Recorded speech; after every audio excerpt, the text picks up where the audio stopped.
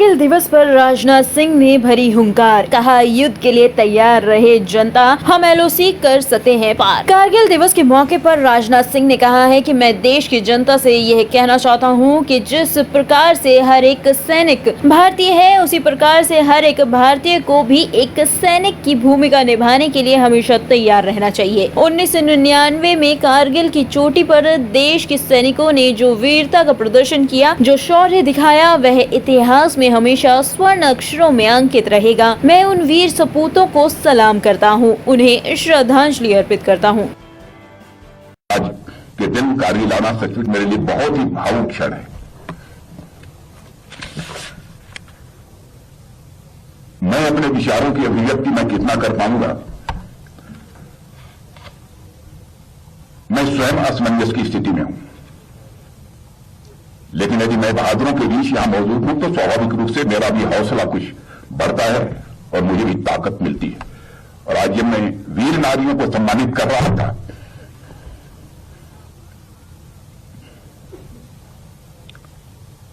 इस क्षण को मैं कभी जीवन में भूल नहीं सकता। साथियों, आज इस कारगिल दिवस के पावन अवसर पर आप सभी के बीच उपस्थित होकर मुझे बेहद खुशी हो रही है। और सबसे पहले मैं भारत माता के उन जाबांज सपूतों को नमन करता हूं जिन्होंने मातृभूमि की रक्षा के लिए अपना सर्वस्व न्यौछावर कर दिया। मैं उन वीर सपूतों को भी नमन करता हूं जिन्होंने राष्ट्र को सर्वप्रथम रखा और उसके लिए अपने प्राणों की आहुति देने में वो पीछे नहीं हटे। मैं उन वीरों को अपनी श्रद्धांजलि अर्पित करता हूं जिनके सर्वोच्च बलिदान के कारण कश्यप मुनि, ललितादित्य और भगवान बुद्ध की आभा से प्रदीप्त इस पावन धरती पर आज हम विजय दिवस मना रहे हैं। मैं ऑपरेशन विजय की सफलता के 24 वर्ष पूरे होने पर समस्त देशवासियों को हार्दिक बधाई देता हूं। साथियों, आज कारगिल की इस वीर भूमि पर आप सभी सैनिकों के बीच उपस्थित होकर मैं जिस गौरव की अनुभूति कर रहा हूं, मैं उसे शब्दों में बयां नहीं कर सकता हूं। कारगिल की इन सुंदर पहाड़ियों में आप लोगों के साथ समय बिताना मेरे लिए बेहद सुखद है। साथियों, आज भारत रूपी जो विशाल भवन हमें दिखाई दे रहा है, वो हमारे वीर सपूतों के बलिदान की नींव पर ही यह टिका हुआ है। भारत नाम का यह विशाल वटवृक्ष उन्हीं वीरों के खून और पसीने से अभिसिंचित है। अपने हजारों सालों के इतिहास में इस देश ने अनेक ठोकरें खाई हैं, पर अपने वीर जवानों के दम पर यह देश बार बार उठा है। जैसा कि कहा गया है कि our greatest glory is not in never falling but in rising every time we fall. अर्थात हमारी महानता कभी न गिरने में नहीं है, बल्कि गिरने के बाद हर बार उठ जाने में है। बार बार ठोकर खाकर भी यह देश संभला है और इसने अपने वैभव को पुनः प्राप्त करने का सदैव प्रयास किया। बिहार में बिजली को लेकर प्रदर्शन कर रहे लोगों पर पुलिस ने की फायरिंग, एक की मौत। कटिहार जिले में बिजली को लेकर प्रदर्शन कर रहे ग्रामीणों की पुलिस से झड़प हो गई। आक्रोशित लोग बिजली कार्यालय केंद्र में घुसकर पथराव करने लगे। इस बीच पुलिस प्रशासन द्वारा लोगों को खदेड़ा गया, लोगों ने पथराव कर दिया। इस बीच पुलिस भीड़ को नियंत्रित करने के लिए फायरिंग की। वहीं पुलिस की ओर से की गई फायरिंग में एक व्यक्ति की मौत हो गई है और 2 अन्य लोग घायल हो गए हैं। कटिहार जिले के एसपी ने इसकी पुष्टि की है। वहीं फायरिंग में घायल हुए 2 व्यक्तियों को इलाज के लिए अनुमंडल अस्पताल बरसोई में भर्ती कराया गया है। इस बीच डीएम और एसपी घटनास्थल के लिए रवाना हुए। बिजली की समस्या के लिए लोग आंदोलन कर रहे थे और वहां बिहार सरकार के नीतीश कुमार जी की पुलिस गोली चलाकर वहां के आम लोगों को मारने का काम किया।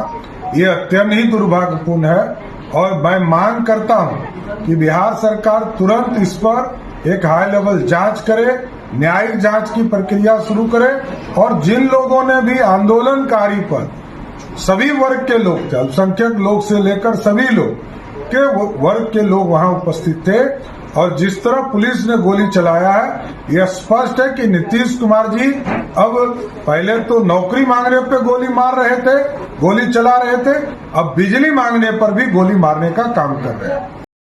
विपक्ष का अविश्वास प्रस्ताव स्वीकार, संसद की कार्यवाही कल के लिए स्थगित। मणिपुर मामले पर सरकार और विपक्ष के बीच तकरार जारी है। सत्र की शुरुआत के बाद से ही दोनों सदनों में आर पार की जंग छिड़ी हुई है और आज कांग्रेस समेत अन्य विपक्षी पार्टियां लोकसभा में अविश्वास प्रस्ताव दिया। लोकसभा में स्पीकर ओम बिरला ने विपक्ष के कई सांसदों द्वारा दिए गए अविश्वास प्रस्ताव के नोटिस को स्वीकार कर लिया है। कांग्रेस की ओर से गौरव गोगोई ने अविश्वास प्रस्ताव पेश किया, जिसके बाद 50 से अधिक सांसदों ने इसका समर्थन किया।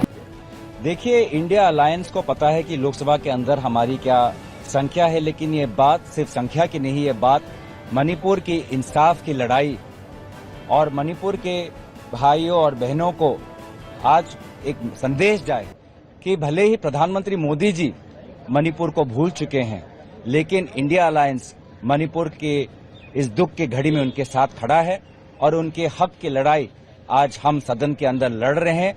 और हम बार बार प्रधानमंत्री मोदी जी को कहना चाहते हैं कि सदन के बाहर नहीं, सदन के अंदर आकर देश को संबोधित करें, क्योंकि ये बात सिर्फ अब मणिपुर की नहीं रह गई है, ये बात दूसरे प्रदेशों में फैल रही है। राष्ट्रीय सुरक्षा और देश की अखंडता के हित में प्रधानमंत्री मोदी जी को सदन के अंदर आकर अब देश को संबोधित करना चाहिए। सर, वैसे तो आप कह रहे हैं इंडिया अलायंस तो इंडिया पार्टियां हैं, लगभग नंबर कितना आप लोगों का रहेगा जो हो, क्योंकि आपने ही इसको प्रपोज किया है, सिर्फ एक ही सिग्नेटरी हैं, तो और पार्टियां कितनी हैं जो इंडिया अलायंस के अलावा भी आपके साथ हैं? आज ये जो सिद्धांत है, ये इंडिया अलायंस का सिद्धांत है।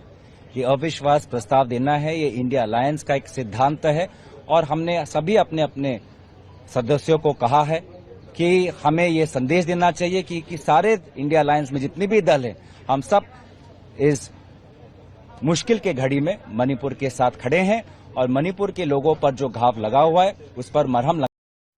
ब्यूरो रिपोर्ट, टीम तफ्तीश न्यूज।